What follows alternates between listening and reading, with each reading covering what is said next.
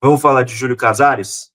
Júlio Casares que esteve presente e falou uma série de coisas importantes, pelo menos relevantes para a gente tocar aqui no programa. Primeiro, sobre Federação Paulista de Futebol. Casares disse que o São Paulo se sentiu desprestigiado com a forma como a Federação Paulista reagiu às suas insatisfações com a atuação da arbitragem no clássico contra o Palmeiras pela semifinal do Campeonato Paulista. Casares disse o seguinte, abre aspas, sobre o ofício que enviou à Federação Paulista de Futebol.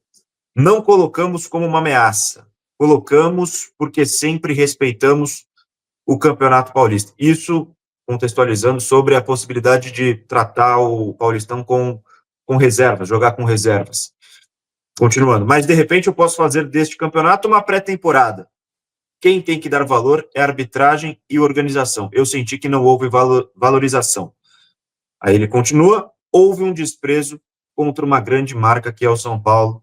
Casares mais uma vez falando sobre essa possibilidade de não colocar o seu time principal no Campeonato Paulista de 2026, Kaique Silva.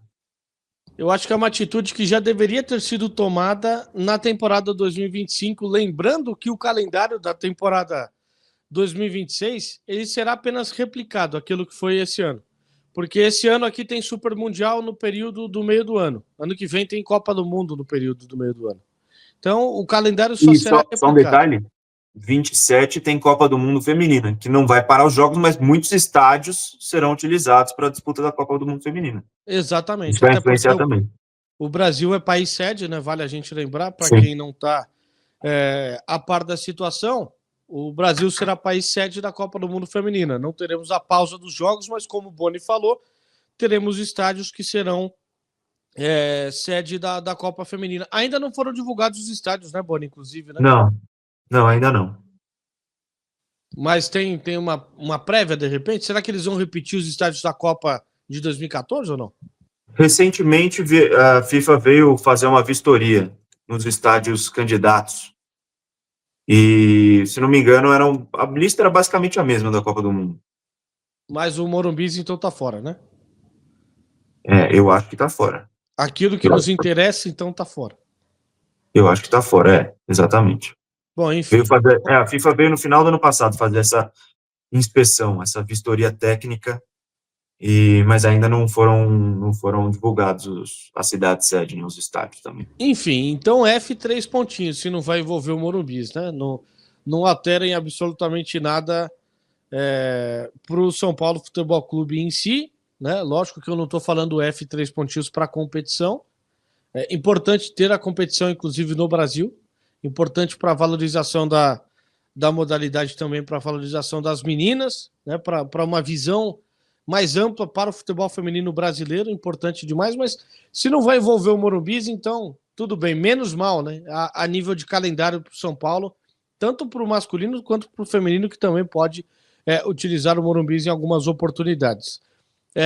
Enfim, eu acho que o São Paulo já poderia ter tomado uma atitude dessa, não de boicote ao campeonato estadual, mas de repente de uma menor importância ao campeonato estadual, porque se o campeonato não se valoriza, o São Paulo vai valorizar o campeonato é uma via de mão dupla, né? Eu acho que o campeonato tem que valorizar os clubes que fazem dele um campeonato tão competitivo e grande e relevante no cenário, mas se o próprio campeonato não se respeita, né? Não traz uma arbitragem minimamente profissional, não traz calendário decente, expõe os seus clubes a diversas atitudes ridículas, eu acho que o São Paulo tá se entregando demais para uma competição que não devolve nem 10% daquilo que o São Paulo busca fazer pelo torneio. Eu acho que já poderia ter sido uma atitude a ser tomada nessa temporada. Até porque o São Paulo conseguiria disputar de forma competitiva com a sua categoria de base. É uma categoria de base vencedora a nível de copinha, é uma categoria de base de extrema qualidade e também para a gente poder ver esses garotos num teste mais interessante do que propriamente os campeonatos da modalidade sub-20, né? De repente, para o próximo ano, o São Paulo toma essa atitude e, se tomar, será o primeiro passo para uma mudança, para uma melhora no calendário no geral, né? Porque Se quem comanda o futebol brasileiro não está nem aí com o calendário, os clubes precisam tomar alguma atitude.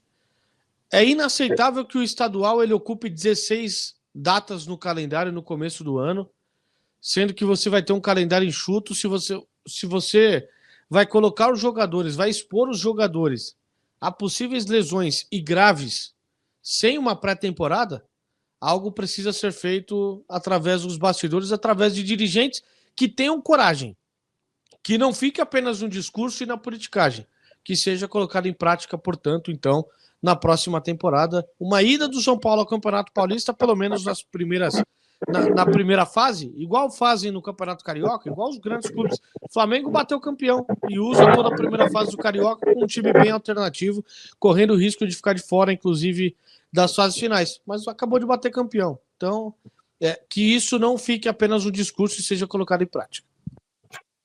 Eu ainda não acredito muito nisso, porque a gente sabe os valores que envolvem a participação no Campeonato Paulista.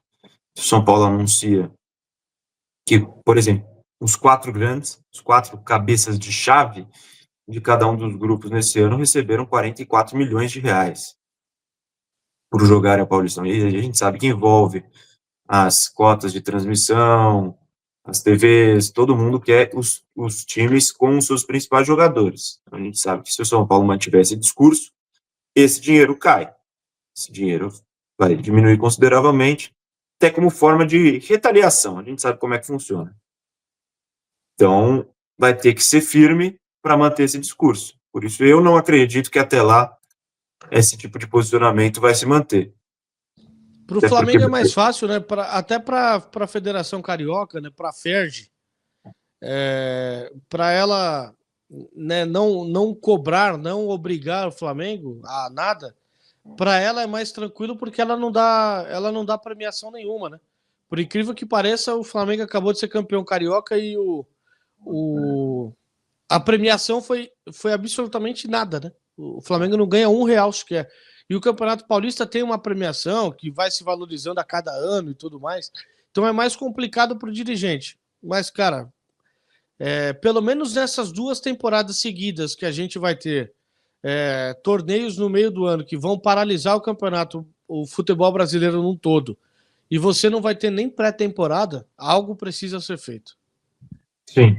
Não, é isso que eu falo. Para mim, eu concordo completamente. Para mim, o Campeonato Paulista tinha que ser tratado como pré-temporada, ainda mais com esse calendário maluco, um término previsto para dia 21 de dezembro, que a gente está vivendo em 2025, vai viver em 2026 e vai viver algo próximo disso também em 2027.